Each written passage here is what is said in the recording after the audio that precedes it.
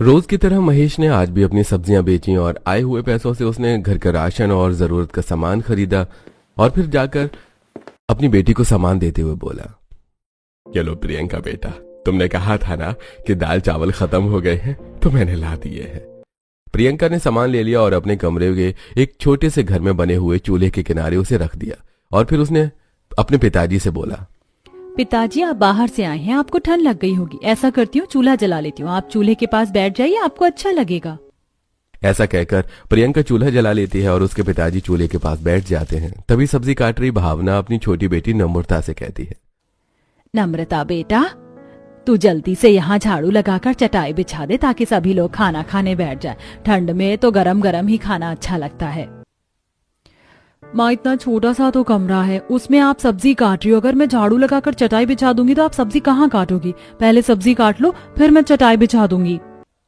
अब भावना सब्जी काट लेती है, नम्रता झाड़ू लगाकर वहां चटाई बिछा देती है और प्रियंका खाना बनाकर सभी को खाना परोस देती है। सभी लोग खाना खाते हैं। तब प्रियंका का छोटा भाई गुड्डू कहता है, आप लोग जल्दी जल्दी खाना खा लो, क्योंकि मुझे स्कूल का होमवर्क भी करना है। घर में तो इतनी जगह होती ही नहीं है कि सब लोग साथ में बैठे और मैं होमवर्क भी कर लूं। आप लोग खाना खाकर एक किनारे बैठेंगे तब कहीं मैं अपना बैग खोलकर होमवर्क कर पाऊंगा। हाँ हाँ बेटा, बस खाना खा लेते हैं, फिर हम एक किनारे बैठ जाएंगे, तू अपना होमवर्क कर लेना। सभी लोग खाना खाने के बाद एक किनारे चटाई लगाकर बैठ जाते हैं और गुड्डू दूसरे किनारे पर बैठकर अपना होमवर्क कर लेता है। इसके बाद भावना कहती है, प्रियंका देख, अगर गुड्डू का होमवर्क हो गया है तो चटाई बिछाकर बिस्तर लगा दे। वैसे भी मेरी कमर में दर्द है, मुझे सोना है। अब प्रियंका गुड्डू का बैग पैक करती है, फिर चटाई बिछाकर बिस्तर लगा देती है। सभी लोग सो जाते हैं। तभी नम्रता कहती है, माँ, मुझे तो सोने के लिए जगह ही नहीं हो रही है, मैं तो दब गई हूँ। नम्रता दीदी, आपसे ज्यादा तो मैं दब गया। ऐसा करता हूँ कि मैं नीचे की तरफ जाकर सो जाता हूँ ताकि सबको जगह हो जाए। ऐसा कहकर गुड्डू वहां से उठता है और पैरों की तरफ नीचे जाकर सो जाता है। महेश के परिवार के सभी लोगों को कमरा छोटा होने के कारण बहुत एडजस्ट करना पड़ता था।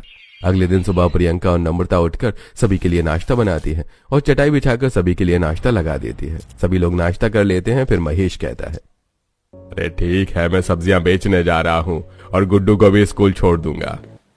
महेश निकल जाता है। फिर भावना प्रियंका से कहती है, प्रियंका बेटा, बाहर अच्छी धूप निकली है तो मैं और नम्रता धूप में बैठ जाते हैं। तब तक तू इस कमरे की सफाई कर ले और फिर बाहर आ जाना। भावना ऐसा कहकर धूप में बैठने के लिए चली जाती है। इधर प्रियंका उस छोटे से कमरे में झाड़ू लगाती है और पोछा लगाती है और मन ही मन सोचती है, हे भगवान, कितना छोटा सा कमरा है हमारा। इस कमरे में इतने लोगों का रहना भी कितना मुश्किल है। काश हमारे पास भी 2 कमरों का घर होता। सफाई करने के बाद वो भी बाहर आकर अपनी माँ के साथ धूप में खड़ी हो जाती है। प्रियंका बेटा, कमरे की साफ सफाई हो गई ना? हाँ माँ, कमरा है ही कितना बड़ा जो साफ सफाई करने में समय लगेगा। दीदी बिल्कुल सही कह रही है माँ। देखो ना, हमारे ही सामने चाची का 3 मंजिला मकान है। भगवान ने उन्हें 3 मंजिला मकान दिया और हमें 2 कमरे का भी घर नहीं दिया। बेटा, ये तो अपने अपने नसीब की बात है। हमारे नसीब में जो है हमें वो मिला। तभी उसकी चाची शीतल भावना और उनकी दोनों बेटियों को देखकर अपनी बेटी के साथ उनके पास आती है और कहती है, अरे भावना भाभी, आप लोग यहाँ धूप सेकने के लिए बैठे हो क्या? हाँ हाँ शीतल, ठंड के मौसम में तो धूप अच्छी ही लगती है। हाँ, तुम्हारे पास हमारी तरह धूप सेकने के लिए छत थोड़ी ना है, तुम्हें तो यहीं बैठना पड़ेगा। वैसे माँ, छत के साथ साथ खिड़की दरवाजों से भी हमारे घर में अंदर धूप आती है।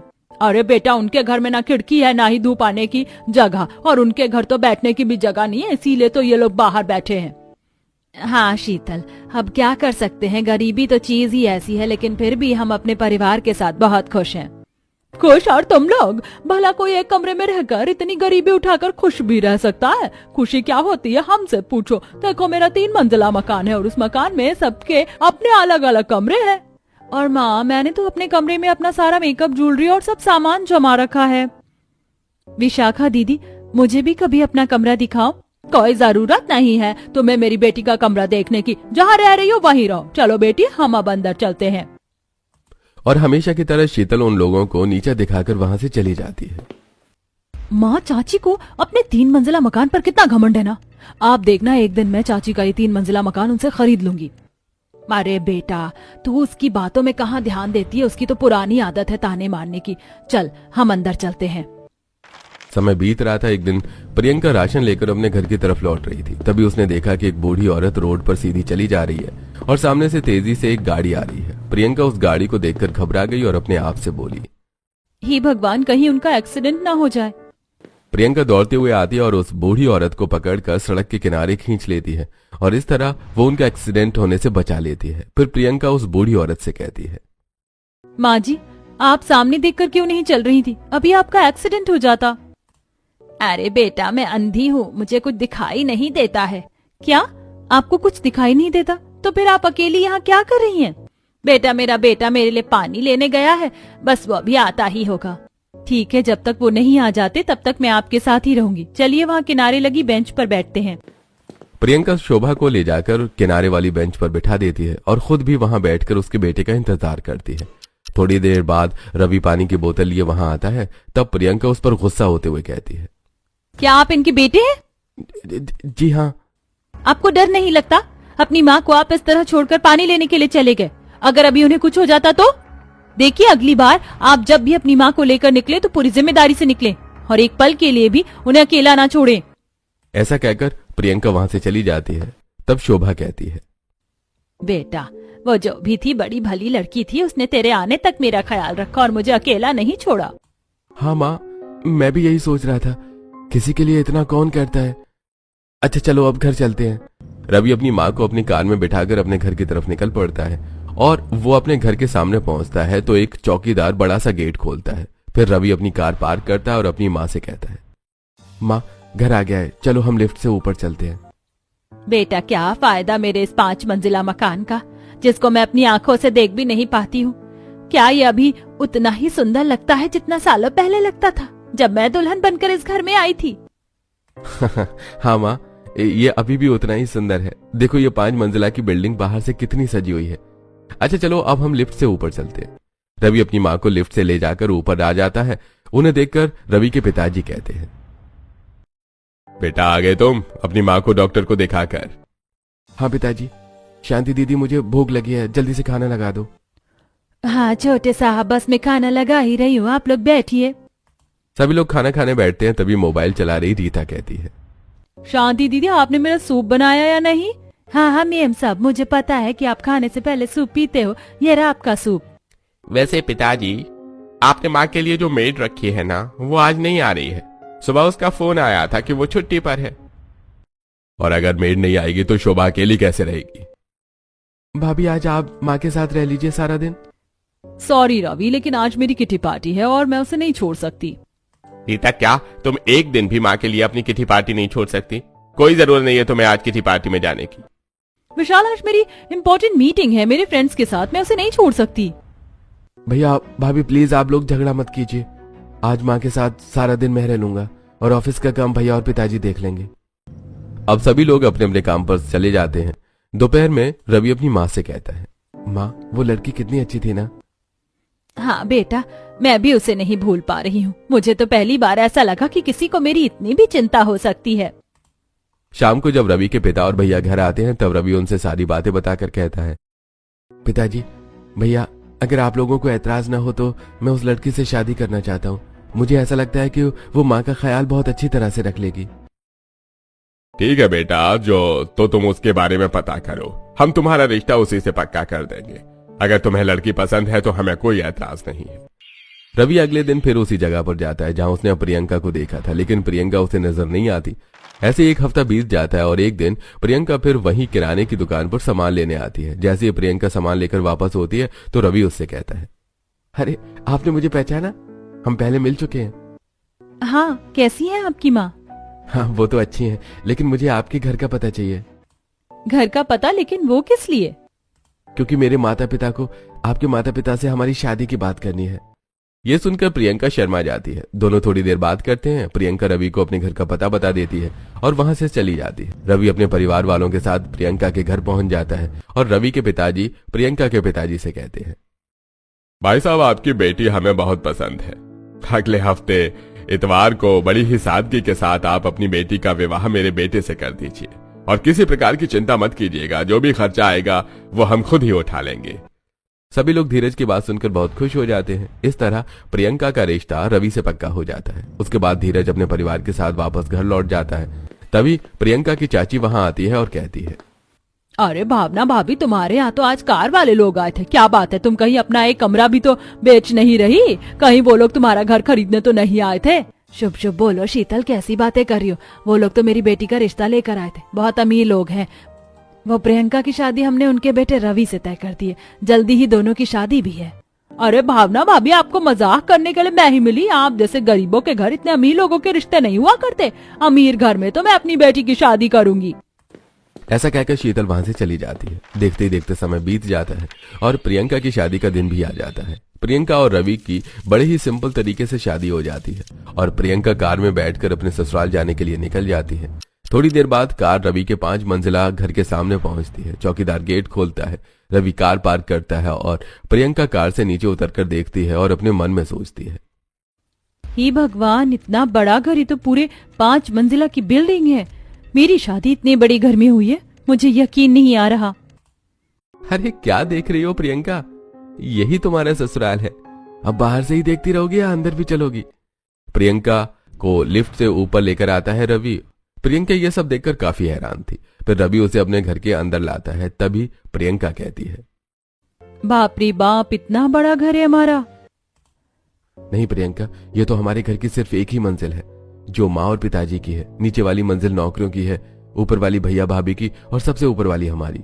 और सबसे ऊपर वाली तो खाली ही पड़ी रहती है। चलो आओ अंदर चलते हैं। रवि प्रियंका को लेकर घर के अंदर आता है, जहां सभी लोग बैठे हुए होते हैं। तभी प्रियंका के ससुर कहते हैं, प्रियंका बेटा, तुम थक गई होगी, जाकर अपने कमरे में आराम करो।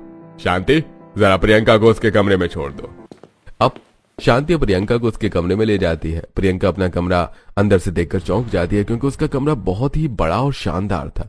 शांति के जाने के बाद प्रियंका अपने मन में सोचती है, इतने बड़े कमरे में तो मेरे परिवार की तरह 10 परिवार रह सकते हैं। हमें तो छोटे से कमरे में रहने की आदत थी। संजोग से भगवान ने इतने बड़े घर की बहू बना दिया। अब रवि वहां आ जाता है। दोनों ढेर सारी बातें करते हैं। अगली सुबह प्रियंका तैयार होकर अपनी सास के पास आती है और कहती है, माँ जी, कैसी हैं आप? हाँ बहू, मैं तो अच्छी हूँ। तू बता, तुझे यहाँ आकर कैसा लगा? माँ जी, अच्छी लोगों के बीच में तो अच्छा ही लगता है ना। वैसे आप कहीं तो मैं रसोई में जाकर खाना बना लूं? बहू, खाना बनाने के लिए नौकर है, पहले तुम अपना घर घूम लो। अरे शांति, जरा प्रियंका को अपना घर तो घुमा दे। हाँ ये मेम साहब, मैं आपको आपका घर घुमाती हूँ।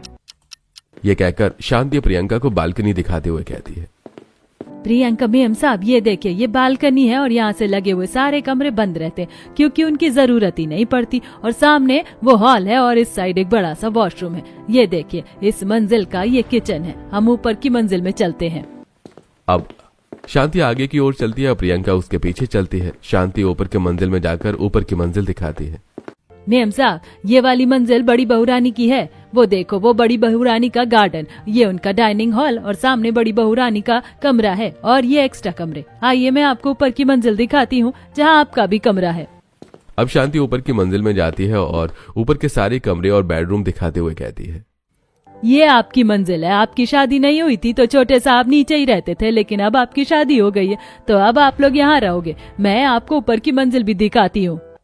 अब शांति प्रियंका को ऊपर की मंजिल में ले जाती है। वो दिखाते हुए कहती है, बड़ी मेम साहब का इतना छोटा परिवार है और घर इतना बड़ा, इसीलिए ये मंजिल खाली पड़ी रहती है। अगर कोई मेहमान आता है तो हम उसे यहाँ रोक देते हैं। आइए चलिए, मैं आपको सबसे नीचे की मंजिल भी दिखा देती हूँ, जहाँ नौकरों के कमरे और रसोई है। शांति उसे लिफ्ट से नीचे लेकर आती है और नौकरों के कमरे, रसोई और नीचे की सारी मंजिल घुमाकर वापस अपनी सास के पास ले आती है। हॉल में सभी लोग बैठे हुए थे। तब शोभा प्रियंका से पूछती है, देखा ही बहू सारा घर, बताओ कि तुम्हें तुम्हारा ससुराल कैसा लगा? वहां खड़ी रीता झट से शोभा की बात का जवाब देते हुए कहती है, माँ जी, आप भी कैसी बातें कर रही हैं? कमरे के घर में रहने वाली आपकी छोटी बहू रानी को 5 मंजिला घर भला क्यों नहीं अच्छा लगेगा? वैसे देखा जाए तो इतने बड़े घर की प्रियंका को कोई जरूरत नहीं है। वैसे जेठानी जी, आप सच ही कह रही हैं। मुझे छोटे या बड़े घर से कोई फर्क नहीं पड़ता। मेरे लिए तो जहाँ मेरा पूरा परिवार रहे, बस वही मेरा घर है। इससे कोई फर्क नहीं पड़ता कि वो घर 1 कमरे का घर है या 5 मंजिला मकान। क्या जवाब दिया छोटी मेम साहब ने। बहुत अच्छी सोच है बहू तुम्हारी, हमेशा ऐसे ही परिवार के बारे में सोच कर चलना। धीरे धीरे समय बीतने लगता है और प्रियंका अपनी 5 मंजिला ससुराल में घुल मिल जाती है। वो अपने सास ससुर का बहुत ख्याल भी रखती है। आज सुबह सुबह प्रियंका रसोई से बाहर आ रही थी। तभी वो देखती है कि शोभा उधर ही आ रही है। शोभा कुर्सी से टकराने वाली होती है। तभी प्रियंका दौड़कर उसे पकड़ लेती है और कहती है, अरे माँ जी, ये क्या, आप क्यों उठकर वहाँ से आई? अभी आप गिर जाती तो। अगर कोई काम है तो मुझे बुला लीजिए। बेटा, मुझे बहुत प्यास लगी और इस घर की रसोई से मेरा कमरा इतनी दूर है कि मेरी आवाज देने पर सुनाई ही नहीं देता, इसीलिए मैंने सोचा मैं खुद ही उठकर पानी मांग लेती हूँ। ठीक है, आप कमरे में चलिए, मैं आपको पानी लाकर देती हूँ। प्रियंका शोभा को उसके कमरे में बिठाती है और फिर रसोई में जाकर पानी लाकर उसे देती है। वो दिन भर उसका ख्याल रखती है और शाम को जब रवि आता है तो प्रियंका उससे कहती है, सुनिए जी, हमारा घर इतना बड़ा है कि माँ जी को हमें आवाज देकर बुलाने में दिक्कत होती है, इसीलिए आज ही एक बेल लाकर माँ जी के कमरे में लगा दीजिए, ताकि जब भी उन्हें जरूरत हो तो वो बेल बजा दे और हम में से कोई दौड़कर उनके पास चला जाए। हाँ प्रियंका, तुम सही कह रही हो, मैं आज शाम को ही माँ के कमरे में बेल लगवा देता हूँ। वैसे प्रियंका, तुम सचमुच माँ का बहुत ख्याल रखती हो। मुझे शांति ने बताया था कि तुमने नर्स को भी आने से मना कर दिया। हाँ रवि, वो इसलिए क्योंकि माँ का ख्याल रखना नर्स की जिम्मेदारी नहीं बल्कि मेरी अपनी जिम्मेदारी है। रवि ये बात सुनकर बहुत खुश हो जाता है। शाम को रवि अपनी माँ के कमरे में बेल लगा देता है। अब शोभा को जब भी जरूरत पड़ती तो वो बेल बजा देती है, जिसे सुनकर प्रियंका जल्दी से अपने सास के पास आ जाती है। रात को प्रियंका नौकरों के साथ मिलकर खाना बनाती है और फिर सभी के लिए खाना लगाती है। सभी लोग खाने की टेबल पर बैठ जाते हैं। तभी रीता कहती है, अरे शांति, मेरा सूप कहाँ है? रीता मैम साहब, आज तो खाना प्रियंका मैम साहब ने खुद बनाया है। क्या? इसका मतलब है कि आज मेरे लिए सूप नहीं बना? अरे नहीं रीता भाभी, ऐसी कोई बात नहीं है, बल्कि आज तो मैंने आपका सूप अपने हाथों से बनाया है। रुकिए, मैं अभी लेकर आती हूँ। अब प्रियंका रसोई में जाती है और सूप लेकर आती है और रीता को दे देती है। रीता उस सूप को पीती है तो उसे बहुत टेस्टी लगता है। वैसे सूप तो तुमने बहुत अच्छा बनाया प्रियंका। क्या तुम्हें पहले से ही सूप बनाना आता है? नहीं नहीं भाभी, मुझे आता नहीं, बल्कि मैंने आपके लिए YouTube से देखकर आज ही सीखा है। भाई एक बात तो तय है कि प्रियंका सभी का ख्याल रखती है। अब सभी लोग खाना खा लेते हैं। खाना खाने के बाद रवि प्रियंका से कहता है, प्रियंका, मैंने नौकरों से कहकर अपना फ्लोर पूरी तरह से रेडी करवा लिया है। आज से हम अपने फ्लोर पर ही जाकर सोएंगे। चलो हम चलते हैं। रवि, माँ जी की तबीयत ठीक नहीं रहती है, उन्हें किसी भी वक्त मेरी जरूरत पड़ सकती है, और फिर जब यही फ्लोर इतना बड़ा है तो हमें ऊपर वाले फ्लोर में रहने की क्या जरूरत है? वैसे भी परिवार के लोग जितना आसपास रहें, आपस में संबंध उतने गहरे होते हैं। जीती रहो बहू, तुम्हें मेरा कितना ख्याल है और मेरा भी तुम्हारे बिना मन नहीं लगता।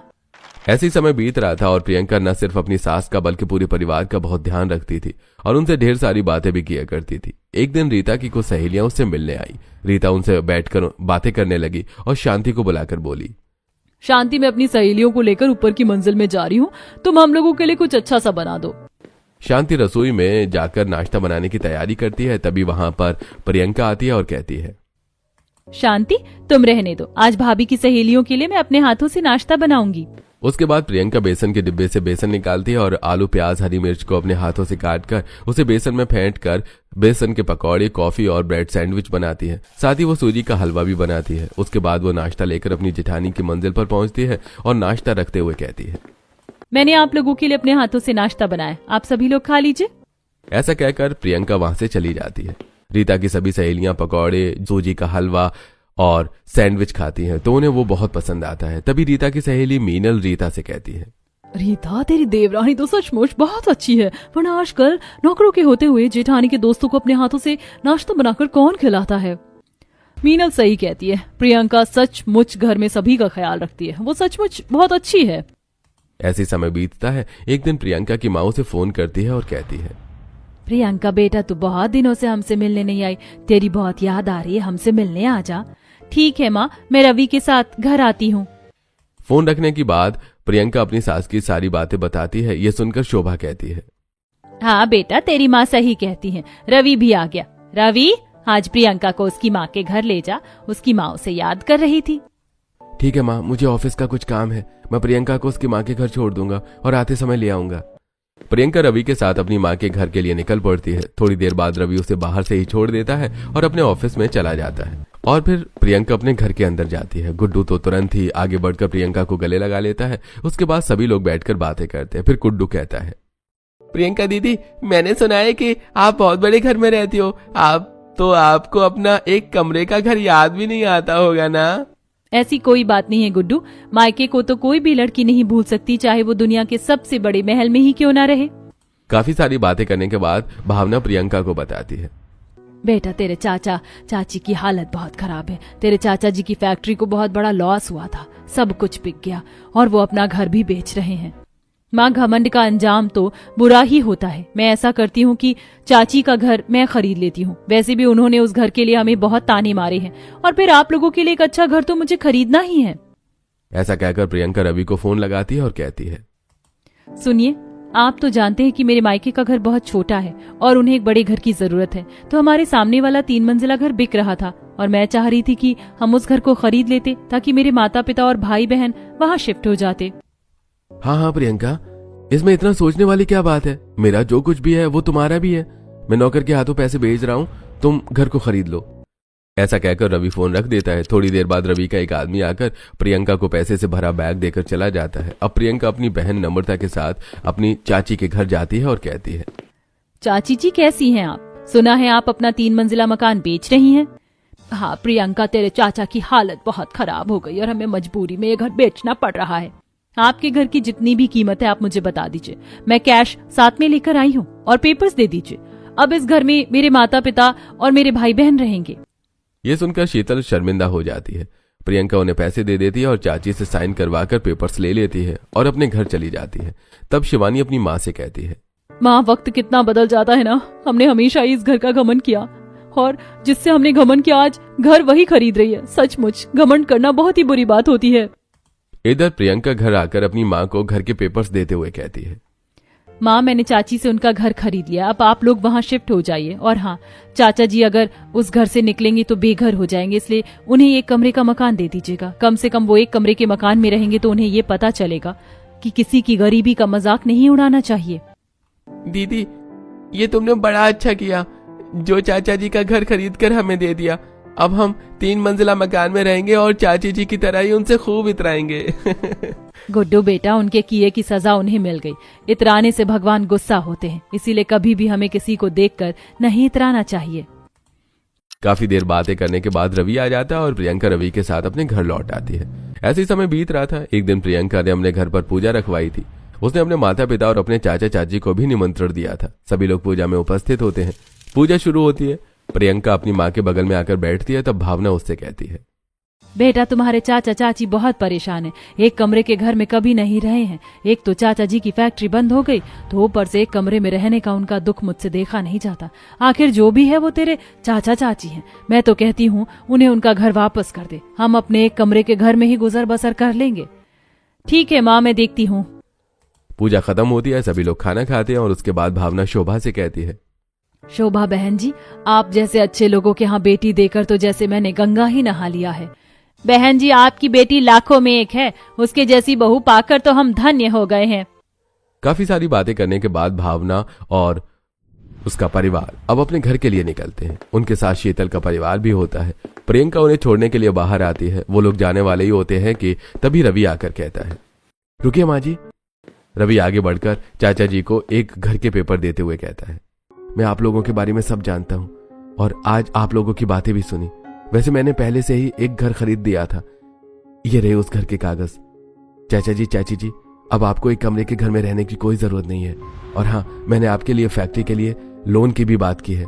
आप अपना काम भी फिर से शुरू कर लेना।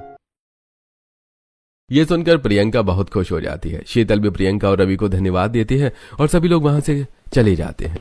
रवि और प्रियंका उन्हें बाय कर रहे थे तो वहीं रीता पीछे खड़ी होकर ये सब देख रही थी और मन ही मन सोच रही थी, सचमुच प्रियंका की जितनी तारीफ की जाए उतनी कम है।